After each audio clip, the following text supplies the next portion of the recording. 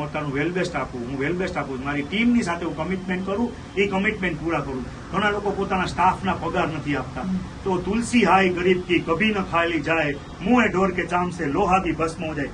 એક માણસ તમારી દુકાનમાં કામ કરતો ને તમે એના 5-7 હજાર રૂપિયા પગારના ખાઈ જશો તો કુદરત તમને વ્યાજ સાથે વસૂલ કરશે.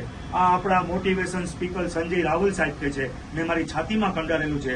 હું કોઈ કોઈના હિસાબ મારો કેવો છે,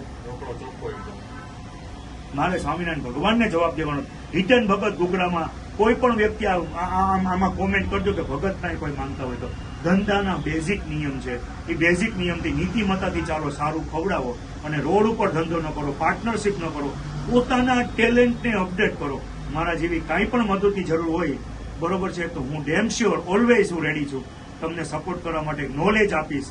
કારણ કે મારે એક દિવસ ભગવાન સ્વામિનારાયણને એમ જવાબ દેવાનો છે કે મેં તને વાણી આપી તેનો શું ઉપયોગ કર્યો. વધારે બોલ્યો તો પગે લાગીને માફ કરું છું, પણ મારો આ સ્વભાવ છે.